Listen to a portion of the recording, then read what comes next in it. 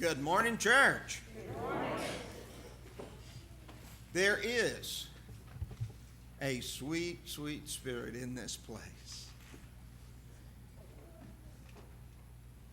And I missed it last Sunday. We went to a church way up in the mountains, South Fork, Colorado, and John East and I joined a group of 4. And the first thing the man asked, he said, "Can you lead singing?" And I went, That is not something that is in my basket of talents. But it was interesting to see a congregation struggling to keep its numbers, and of course a good number were traveling, just like you guys do here. But it makes me glad to be home, to see the spirit that exists in this place and the warmth of my family, my friends. In our reading, one of the things that was brought up by Will was the parable of the lost sheep. And I'm not going to reread it because he did an excellent job with that. But it is important for us to know and understand the setting of that. Because the Jews, the Pharisees, had been following Jesus, and they made several observations, which was really quite their characteristic. And they began to criticize him because he would sit at the table, break bread with individuals that were sinners. And they began to criticize Christ. And Christ, being aware of this criticism, told 3 parables in succession. But don't worry, you're only going to get one today. And that is the parable of the lost sheep, where Jesus said in that, "What man of you would be unwilling to go after one that has strayed away or become lost, that you wouldn't go after him?" Now, one of the things that you need to be aware of in this is that the people that they were criticizing, Jesus wasn't with the Jewish mafia of the time. He wasn't sitting necessarily with the individuals that were so totally outside of reason. He was eating with tax collectors. He was eating with those that were called sinners because they may very well have been excommunicated from the synagogue. Or, as in our case, excommunicated themselves from the synagogue. They just quit practicing, if you will allow me that word, Jews. Now, what was so bad about tax collectors is that these tax collectors were individuals who were gathering money for the conquerors. And that did not put them in good light with their fellow man, because the tax collector, or if you wish the word publican, you would find that these individuals would collect tax. And they would go in and they would calculate that Kenny owed so much in taxes to satisfy the Romans, and then they would double it to satisfy their greed.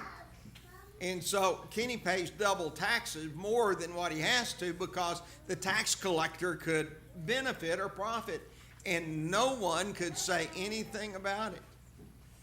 You couldn't take them to court. You couldn't argue. You couldn't do anything. And so they were not very well liked people. They were traitors in the eyes of the Jews.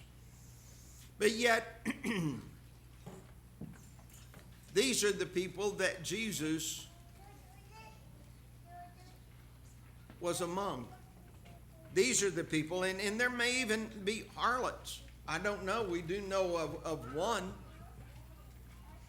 that Jesus had some dealing with as far as teaching and talking and training and developing. But the Pharisees and the scribes murmured to such a point that Jesus began then to teach them in these three parables something that they needed to know and that we needed to be reminded of. And one of those things that we need to be reminded of is the very fact that how can we be the salt of the earth if we do not give that savor to someone else, that we apply it to change them?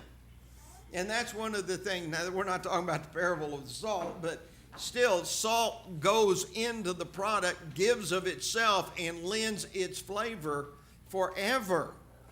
In that, mashed potatoes is what comes to mind with me. And once it's applied, you can't get it out.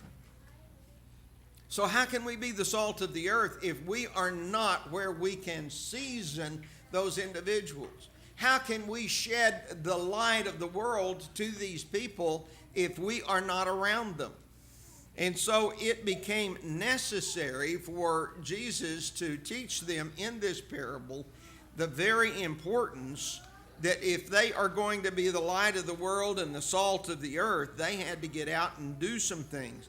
And therefore comes the parable that we're familiar with, where he says, what man of you would not go after one lost sheep?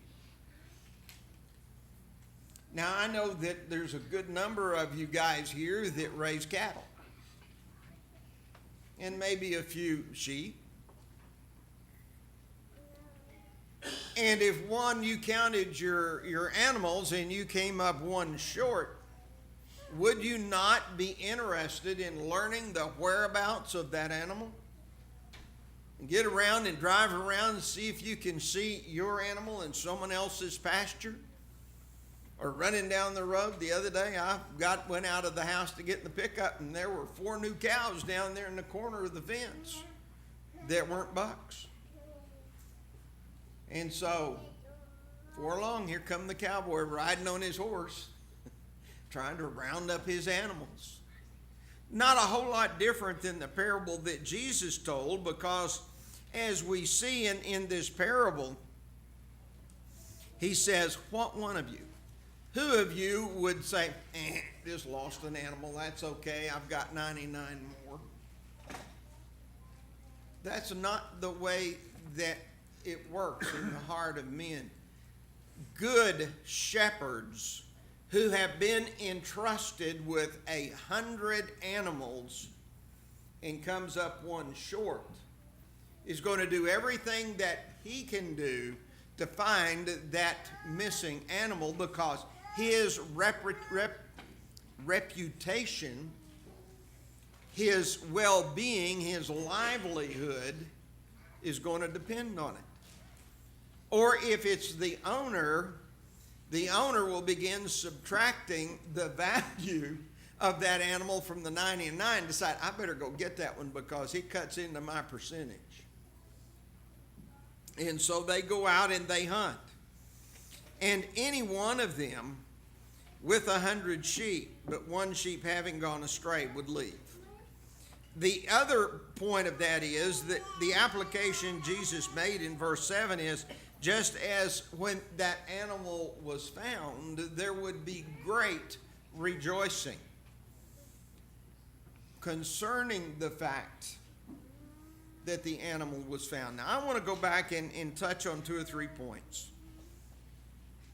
And then we're going to celebrate our mothers of our congregation, past and present. You need to understand that when it talks about the word lost, it does not mean misplaced or just around the corner. I can remember when my oldest daughter was about, she wasn't probably a year and a half, about 18 months, I would say. And she was out in the front yard messing around while I was in the garage messing around, and Johnny's was out there too, and we both looked up, and Gina was gone. We could not find her anywhere. We called her name and couldn't hear any response from her. And I can't even describe the feeling. First of all, my fear for my child, and second of all, what kind of a dad would let a child disappear? We looked in the house, we looked in the backyard, front yard, side yard, every place that we could think of, she was not there. Johnny's went that way, I went this way.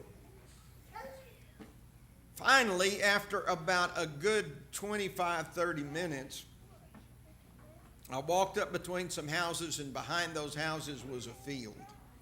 And Gina and a neighbor girl were out there just running in that tall grass like they were supposed to. Now, once I knew she was safe, can you imagine my next emotion?